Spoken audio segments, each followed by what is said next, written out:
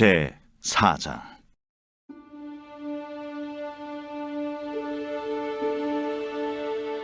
여호와께서 모세에게 말씀하여 이르시되, 이스라엘 자손에게 말하여 이르라. 누구든지 여호와의 계명 중 하나라도 그릇 범하였으되 만일 기름 부음을 받은 제사장이 범죄하여 백성의 허물이 되었으면 그가 범한 죄로 말미암아 흠없는 수송아지로 속죄 제물을 삼아 여호와께 드릴지니 그 수송아지를 회막문 여호와 앞으로 끌어다가 그 수송아지의 머리에 안수하고 그것을 여호와 앞에서 잡을 것이요, 기름 부음을 받은 제사장은 그 수송아지의 피를 가지고 회막에 들어가서 그 제사장이 손가락에 그 피를 찍어 여호와 앞 곧 성소의 휘장 앞에 7번 뿌릴 것이며, 제사장은 또 그 피를 여호와 앞 곧 회막 안 향단 뿔들에 바르고 그 송아지의 피 전부를 회막문 앞 번제단 밑에 쏟을 것이며, 또 그 속죄 제물이 된 수송아지의 모든 기름을 떼어낼지니 곧 내장에 덮인 기름과 내장에 붙은 모든 기름과 두 콩팥과 그 위에 기름 곧 허리 쪽에 있는 것과 간에 덮인 거풀을 콩팥과 함께 떼어내되 화목제 제물의 소액에서 떼어냄 같이 할 것이요, 제사장은 그것을 번제단 위에서 불사를 것이며, 그 수송아지의 가죽과 그 모든 고기와 그것의 머리와 정강이와 내장과 똥 곧 그 송아지의 전체를 진영 바깥 재버리는 곳인 정결한 곳으로 가져다가 불로 나무 위에서 사르되 곧 재버리는 곳에서 불사를지니라. 만일 이스라엘 온 회중이 여호와의 계명 중 하나라도 부지 중에 범하여 허물이 있으나 스스로 깨닫지 못하다가 그 범한 죄를 깨달으면 회중은 수송아지를 속죄죄로 드릴지니 그것을 회막 앞으로 끌어다가 회중의 장로들이 여호와 앞에서 그 수송아지 머리에 안수하고 그것을 여호와 앞에서 잡을 것이요, 기름 부음을 받은 제사장은 그 수송아지의 피를 가지고 회막에 들어가서 그 제사장이 손가락으로 그 피를 찍어 여호와 앞 휘장 앞에 7번 뿌릴 것이며, 또 그 피로 회막 안 여호와 앞에 있는 제단 뿔들에 바르고 그 피 전부는 회막문 앞 번제단 밑에 쏟을 것이며, 그것의 기름은 다 떼어 제단 위에서 불사르되 그 송아지를 속죄죄의 수송아지에게 한 것 같이 할지며, 제사장이 그것으로 회중을 위하여 속죄한즉 그들이 사함을 받으리라. 그는 그 수송아지를 진영 밖으로 가져다가 첫 번 수송아지를 사람같이 불사를 지니 이는 회중의 속죄의 죄니라.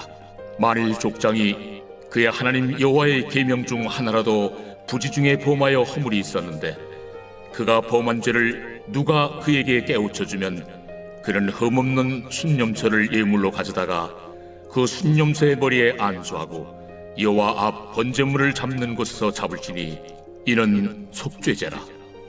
제사장은 그 속죄 제물의 피를 손가락에 찍어 번제단 뿔들에 바르고 그 피는 번제단 밑에 쏟고 그 모든 기름은 화목제 제물의 기름같이 제단 위에서 불사를지니 이같이 제사장이 그 범한 죄에 대하여 그를 위하여 속죄한즉 그가 사함을 얻으리라. 만일 평민의 한 사람이 여호와의 계명 중 하나라도 부지 중에 범하여 허물이 있었는데 그가 범한 죄를 누가 그에게 깨우쳐주면 그는 흠없는 암염소를 끌고 와서 그 범한 죄로 말미암아 그것을 예물로 삼아 그 속죄 제물의 머리에 안수하고 그 제물을 번제물을 잡는 곳에서 잡을 것이요, 제사장은 손가락으로 그 피를 찍어 번제단 뿔들에 바르고 그 피 전부를 제단 밑에 쏟고 그 모든 기름을 화목제물의 기름을 떼어낸 것 같이 떼어내 제단 위에서 불살라 여호와께 향기롭게 할지니 제사장이 그를 위하여 속죄한즉 그가 사함을 받으리라. 그가 만일 어린 양을 속죄제물로 가져오려거든 흠없는 암컷을 끌어다가 그 속죄제 제물의 머리에 안수하고 번제물을 잡는 곳에서 속죄제물로 잡을 것이요, 제사장은 그 속죄제물의 피를 손가락으로 찍어 번제단 뿔들에 바르고 그 피는 전부 제단 밑에 쏟고 그 모든 기름을 화목제 어린 양의 기름을 떼낸 것 같이 떼내어 제단이 여호와의 화제물 위에서 불사를 지니 이같이 제사장이 그가 범한 죄에 대하여 그를 위하여 속죄한즉 그가 사함을 받으리라. 샬롬, 반갑습니다. 오늘도 큐티로 여는 기막힌 하루입니다. 오늘 나눈 말씀은 레위기 4장 1절에서 21절 말씀으로 제사장과 회중을 위한 속죄제라는 제목의 말씀을 나누려고 합니다. 번제는 인간의 죄에 대하여 인간이 받아야 할 하나님의 진노로부터 인간을 보호하는 역할을 하였습니다. 화목제는 죄로 인하여 갈랐던 관계를 회복하였습니다. 속죄제는 죄의 결과로 남아있는 부채가 해결되는 것이 목적이었습니다. 번제와 소제와 화목제가 태워드리는 화제라면 속죄제는 그 피를 뿌려 대상을 정결케 하는 데 초점을 맞춘 제사입니다. 이 속죄제에 대한 내용을 살펴보도록 하겠습니다. 첫 번째로는 정결하게 되어집니다. 6절과 7절 그 제사장이 손가락에 그 피를 찍어 여호와 앞 곧 성소의 휘장 앞에 7번 뿌릴 것이며 제사장은 또 그 피를 여호와 앞 곧 회막 안 향단불들에 바르고 그 송아지의 피 전부를 회막 문 앞에 밑에 쏟을 것이며 거룩함을 나타내기 위해 드리는 제사가 속죄제입니다. 이 제사는 개인이나 제사장 그리고 지도자와 공동체 전체가 여호와 하나님에게 죄를 지었을 때 용서를 구하기 위해 드리는 제사입니다. 속죄제를 뜻하는 히브리어의 문자적인 의미는 죄를 짓다라는 뜻에서 유래된 것입니다. 속죄제는 죄값을 치러 용서받는 제사이므로 제물에 피를 뿌려 정결하게 하는 과정이 강조됩니다. 모세도 회막을 짓고선 아론과 그의 아들들을 제사장으로 세울 때 그들과 성전 기구를 정결하게 하고자 피를 뿌렸습니다. 피는 정결을 상징합니다. 죄의 삭은 사망입니다. 주님은 생명을 담은 피로 죄값을 치르도록 하셨습니다. 그리스도의 피는 그분의 대속함의 핵심적인 요소입니다. 속죄 제물의 피와 유사하게 그 피는 제단 사변에 뿌려진 것이 아니라 땅에 쏟아졌습니다. 그 짐승의 피에 극히 적은 양만이 휘장에 뿌려지고 향단불에 발라졌습니다. 예수님은 죄를 지은 인간을 대신하여 저주받은 희생동물처럼 성문밭 갈보리에서 죽으심으로써 인류 저주를 대신 받으셨던 것입니다. 제사장이나 회중이 범죄했을 경우 희생제물의 피를 손가락으로 찍어 향단불에 바르고 족장이나 평민이 범죄했을 경우 번제단 뿔에 발랐으며 남은 피는 번제단 아래에 쏟았습니다. 희생 제물의 피는 여호와 앞과 휘장 앞 그리고 향단불을 비롯한 제단 주변의 여러 장소에 뿌려졌습니다. 이렇게 함으로 여호와 하나님으로부터 제사함을 받았습니다. 피를 성소 휘장 앞에서 7번 뿌렸는데 이것은 제물의 피로 속죄제를 드리는 사람의 죄를 완전히 사하는 것을 상징했습니다. 예수 그리스도의 보혈을 통하여 인간이 죄를 사함을 받고 하나님께 나아가는 것을 예표하는 것입니다. 지도자인 제사장에게 회중까지 차별 없이 피로 정결하게 되듯 우리도 예수님의 보혈을 의지하면 누구나 정결하게 됩니다. 속죄제의 특징은 인간의 죄에 대한 용서뿐만 아니라 동시에 성소를 정결하게 한다는 것입니다. 죄는 인간을 더럽히며 여호와 하나님이 임재하는 거룩한 성소까지 더럽힌다는 것을 보여줍니다. 구약에서 죄로 인해 더럽혀진 인간과 하나님의 성소가 동물의 희생의 피를 통하여 속죄함으로써 정결하게 되는 것입니다. 반면에 신약에서는 히브리서 9장 11절하고 14절에 그리스도께서 장래의 좋은 일에 대제사장으로 오사 손으로 짓지 아니한 것 곧 이 창조에 속하지 아니한 더 크고 온전한 장막으로 말미암아 염소와 송아지의 피로 하지 아니하고 오직 자기의 피로 영원한 속죄를 이루사 단번에 성소에 들어가셨느니라. 염소와 황소의 피와 및 송아지의 죄를 부정하게 한 자에게 뿌려 그 육체를 정결하게 하여 거룩하게 하거든 하물며 영원하신 성경으로 말미암아 흠없는 자기를 하나님께 드리는 그리스도의 피가 어찌 너희 양심을 죽은 행실에서 깨끗하게 하고 살아계신 하나님을 섬기지 하지 못하게 하느냐라고 하는데요. 예수 그리스도의 피가 죄로 인해 더러워진 것들을 정결하게 한다는 말입니다. 고린도전서 6장 19절에는 너희 몸은 너희가 하나님께로부터 받은 바 너희 가운데 계신 성령의 전인 줄을 알지 못하느냐 너희는 너희 자신의 것이 아니라 라고 합니다. 그리스도인은 성령의 하나님이 거하시는 성령의 전이 되는 것입니다. 우리도 예수 그리스도의 보혈을 의지하여서 정결하게 되기를 바랍니다. 적용 질문으로는 오늘 내가 다시 예수의 보혈을 의지하여 직면하고 회개해야 할 아까움나는 무엇입니까? 두 번째로는 우리의 죄 전체를 불살라야 합니다. 4절과 12절 말씀. 또 그 속죄 제물이 된 숫송아지의 모든 기름을 떼어낼지니 그 내장에 덮인 기름과 내장에 붙은 모든 기름과 두 콩팥과 그 위에 기름 곧 허리 쪽에 있는 것과 간에 덮인 꺼풀을 콩팥과 함께 떼어내매 화목제 제물에 소에게 떼어낸 것 같이 할 것이며 제사장은 그것을 번제단 위에 불사를 것이며 그 숫송아지의 가죽과 그 모든 고기와 그 머리와 정광이와 내장과 곧 그 송아지 전체를 진영 밖 재버리는 곳인 정결한 곳으로 가져다가 불로 나무 위에서 사르고 곧 재버리는 곳에서 불살를지니라 라고 합니다. 번제의 경우 희생동물의 가죽은 제사장의 목이었으나 속죄제의 경우 모든 기름을 번제단 위에서 불사르고 가죽을 포함한 나머지 부분은 진 밖에서 모두 불살라야 했습니다. 진 밖에서 불살른다는 것은 저주받은 자가 버려진다는 뜻이었습니다. 제물로 드려진 동물의 머리에 회중의 장로들이 안수를 한 뒤에 콩팥과 기름은 불에 태워서 번제와 같이 하나님에게 올라가는 향기로운 냄새가 되게 했습니다. 기름을 드린다는 것은 제물의 가장 좋은 부분을 하나님에게 드린다는 의미가 담겨 있습니다. 콩팥을 드린다는 것은 제물을 바치는 자가 온 마음과 정성을 다해서 드린다는 의미입니다. 왜냐하면 고대인들은 인간의 감정이 내장 특히 콩팥에 있다고 생각했기 때문입니다. 피와 불에 태운 부분을 제외한 제물의 나머지 부분들, 즉 가죽과 고기, 배설물 등을 집령 밖에서 정결한 곳인 죄 사르는 곳에서 모두 불태워야 합니다.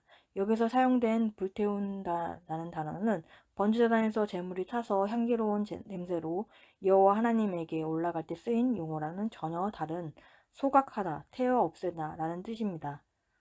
특히 제사장의 몫으로 주어졌던 가죽까지 태운다는 것은 죄에 대한 완벽한 단절과 온전한 속죄를 의미합니다. 죄에 관한 그 어떤 것도 하나도 남겨서는 안 된다는 여호와 하나님의 강력한 뜻을 보여주는 것입니다.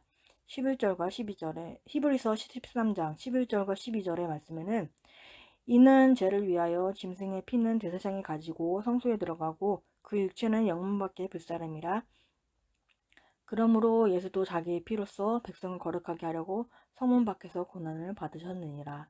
속죄제의 피는 제단과 성소에 뿌려지지만 그 육체는 진 밖에서 불살라진다고 합니다. 히브리서에서는 있어서 진 밖에서 태워지는 몸은 영문 밖에서 고난당한 주님의 삶을 의미했습니다. 성 안에 머무는 것은 이 땅의 질서와 소망 가운데 살아가는 것을 의미한다면 성문 밖 혹은 영문 밖에서 산다는 것은 이 땅을 영구한 도성이라 여기지 않은 것이며 이 땅에서 나그네로 살아나간다는 것을 의미합니다. 이 땅에 속한 사람이 아니기에 이 사람을 기다리는 것은 고난과 치욕입니다.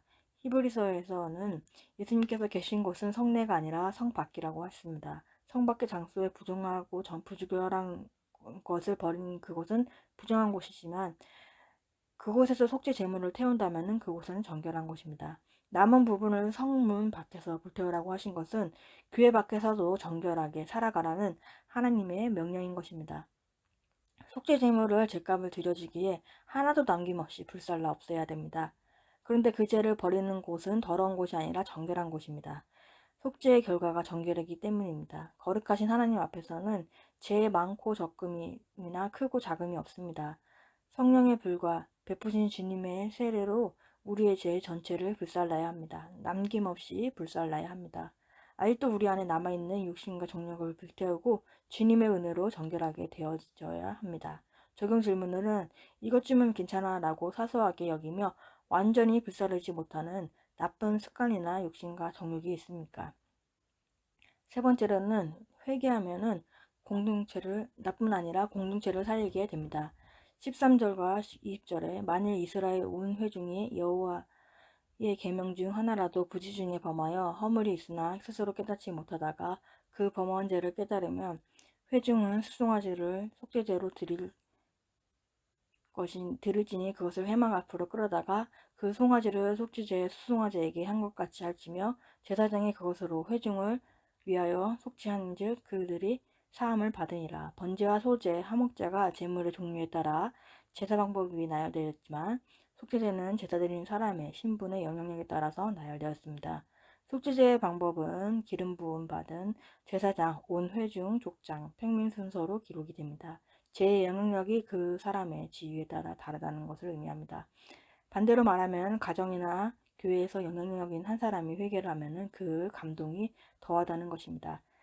우리가 있는 자리에서 말씀을 묵상하며 회개하면 예수님의 피로 정결하게 되는 것이 우리가 속한 공동체를 정결하게 하는 일입니다. 1907년 평양대부흥이 있었습니다. 그 평양대부흥의 주역 가운데 한 분이 길선주 장로님입니다. 1903년부터 이미 한국 땅에 붕의 불길이 타오르기 시작했습니다. 선교사님들은 붕의 불길을 전국적으로 퍼져나가기 위해서 신년 초에 전국적으로 특별 집회를 갖기로 하였습니다. 이 계획에 따라서 평양에도 신년 특별 집회가 열렸는데요. 평양 장대현 교회에서 이 집회에 약 1,500명이 모였습니다. 일주일 동안 열심히 이들은 기도했지만 아무런 역사가 나타나지 않았습니다. 그러던 중 주일 저녁 예배에 길선주 장로가 설교 대신에 자신의 죄를 자백했습니다. 나는 아간과 같은 자입니다. 나 때문에 하나님께서 축복을 주실 수가 없습니다. 약 1년 전에 친구가 임종시에 나를 자기 집으로 불러서 말하기를 길장로 나는 이제 세상을 떠나니 내 집 살림을 돌봐 주시오 라고 부탁했습니다. 나는 잘 돌봐둘 터이니 염려하지 말라고 했습니다. 그러나 그 재산을 관리하며 미화 100달러 상당을 훔쳤습니다. 내가 하나님의 일을 방해한 것입니다. 내일 아침에 그 돈을 미망인에게 돌려드리겠습니다.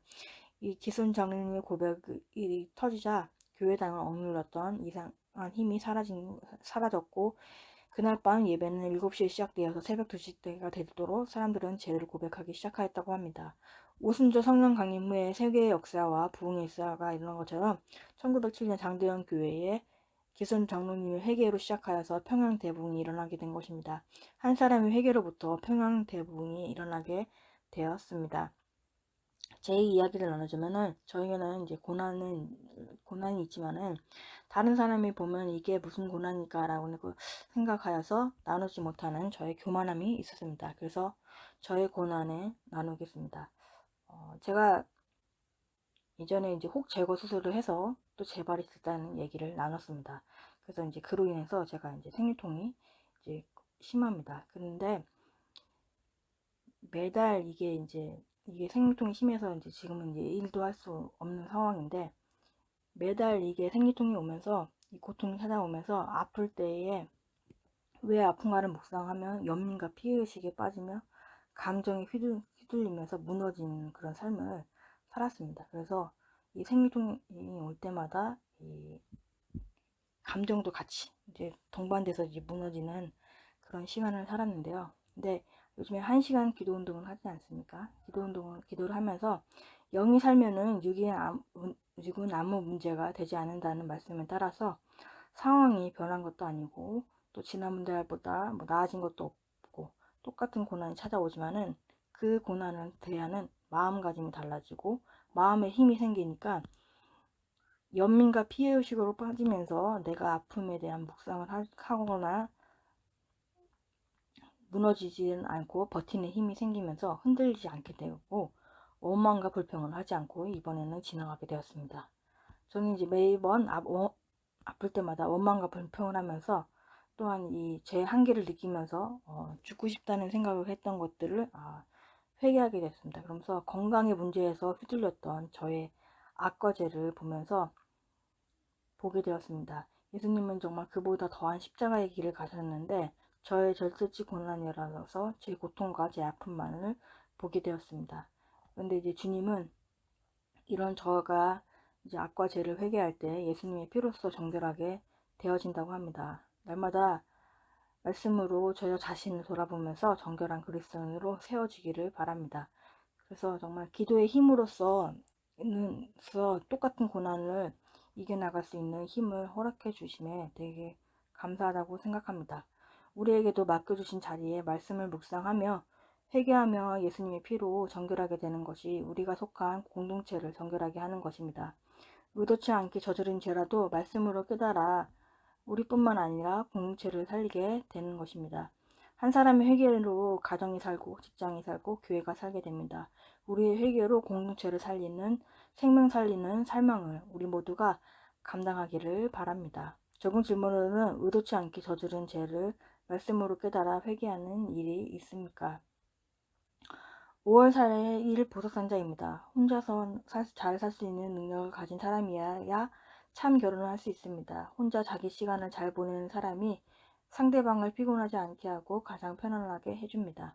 기도하겠습니다. 하나님 아버지 감사합니다. 오늘도 말씀에 허락해 주심에 감사합니다. 매일의 고통과 아픔으로써 묵상하였고 원망하였던 저희의 모습을 아버지 회개합니다. 날마다 말씀으로 저를 보면서 정결한 그리스도인으로 세워지기 원합니다. 제 자신의 삶에서도 말씀과 기도의 기둥이 잘 세워지기를 원합니다. 하나님 아버지 우리에게 예수님의 보혈을 의지하여서 정결해지기를 바랍니다. 우리 안에 아직 남아있는 나쁜 습관, 욕심과 정욕이 있다면 성령의 불로 우리의 죄가 모두 불살라지기 원합니다. 우리가 교회 안에서뿐만 아니라 교회 밖에서도 정결한 삶을 살기 원합니다. 한 사람의 회개로 가정이 살고 공동체가 살아난다는 것을 알고 우리가 그 한 사람이 되어서 생명을 살리는 사명을 감당하는 삶을 살기 바랍니다. 우리들의 자녀와 다음 세대에게도 하나님의 말씀의 생명수가 흘러가기 원하며 그들을 구원을 위해서 애통하며 기도하기 원합니다. 오늘도 말씀으로 하루를 살아가게 하시고 주님의 은혜를 부어 주옵소서. 예수 그리스도의 이름으로 기도합니다. 아멘.